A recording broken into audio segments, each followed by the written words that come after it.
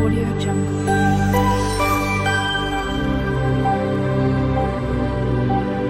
Audio Jungle.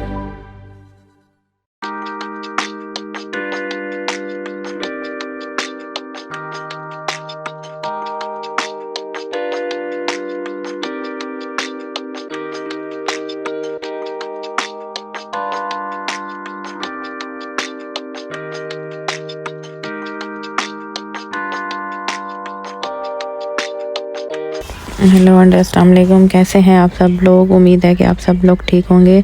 तो चलें आज अब हम आपको नमक पारों की रेसिपी देते हैं। मैंने ये एक पूरा बाउल लिया है मैदे का, प्लेन फ्लोर का, और उसके बाद मैंने यहाँ 1 टेबलस्पून नमक का लिया है और 2 से 3 टेबलस्पून मैंने देसी घी लिया है। ये देख लें 1 से 1.5 टेबलस्पून, जितना आप हस्ब ज़रूरत इस्तेमाल करना चाहते हैं तो उतना आप इस्तेमाल करें। और ये मैंने 1/2 टेबलस्पून अजवाइन का लिया है और ये मेरे पास 2 से 3 चम्मच मैंने घी का लिया है, देसी घी का। आप ऑयल भी यूज़ कर सकते हैं, अगर आपके पास देसी घी नहीं है तो आप ऑयल यूज़ कर लें। तो ये बिल्कुल हलवाई स्टाइल के नमक पारे मेरे बने थे। और ये मैंने गुनगुना पानी मेरे पास है, मैंने इसको थोड़ा गर्म कर लिया था। नॉर्मल गर्म करना है आपने, और अब इस सारी चीज़ों को मिक्स कर लेना है। आपने ठंडा पानी नहीं डालना है, ख्याल कीजिएगा। और ये देख लें, अब इन सारी चीज़ों को हम पहले चम्मच की मदद से मिक्स कर लेंगे, फिर हाथ की मदद से इसको गूंदना है हमने। और हमने आटा ही जैसे गूंदते हैं उस तरह ही गूंदना है, ना बहुत ज़्यादा सख्त हो और ना ही बहुत ज़्यादा नरम हो, तो हमारा दरमियाना होना चाहिए। इस तरह हमने गूंदना है। और ये देखने में अब अच्छे से इसको गूंद लूँगी।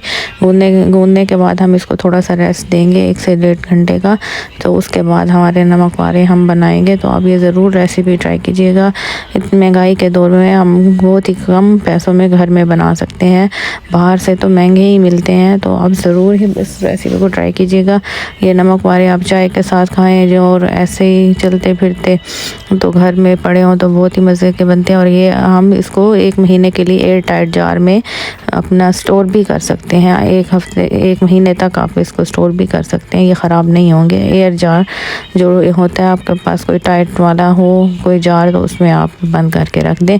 और अब ये देख लें, मैंने 2 घंटे के बाद उसको आटे को उठाया था, थोड़ा सा दोबारा उसको मैंने गूंद लिया था और उसके पेड़े बना के, मेरे 3 पेड़े बने थे 1 बाउल के, तो मैंने 3 पेड़े बना के रख दिए। और ये मैंने एक चकना बेलना लिया, उस पर अब मैंने इसको अच्छे से बेलना है, बहुत अच्छे से। बहुत ज़्यादा पतला भी नहीं करना है आपने रोटी को, और बहुत ज़्यादा मोटी भी ना हो, नॉर्मल शेप में आपने इसको बेलते जाना है। ये देख लें, अब मैं इसको बेल के एक बड़ी सी रोटी बना लूँगी और उसके बाद हम इसको कट लगाना स्टार्ट करेंगे।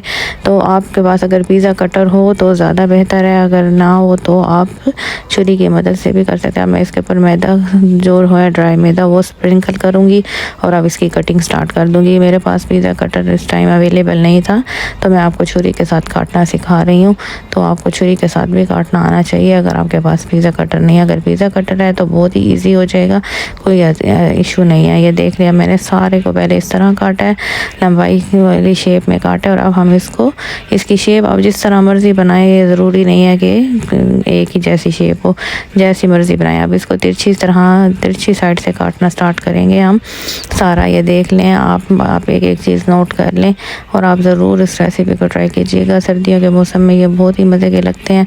ये देख लें, अब ये मेरे सारे कट लगा के मैंने इसको रेडी कर लिया है। और उधर से मैंने पैन में ऑयल लिया था, पहले ऑयल गर्म होना चाहिए, तेज़ गर्म। उसके बाद आप अपनी जो आंच है चूल्हे की वो आहिस्ता कर दीजिएगा इस तरह हमारे, वरना ये ना हो कि इतना ऑयल गर्म हो के उसी टाइम पक के रेड हो जाए, ब्राउन हो जाए। तो हमें इसको थोड़ा थोड़ा आहिस्ता आहिस्ता पकाना है ताकि अंदर तक हमारे पक जाए। ये देख सकते हैं आप, एकदम से ब्राउन नहीं हुए, लेकिन जब मैंने डाला है तो ऑयल भी गर्म था।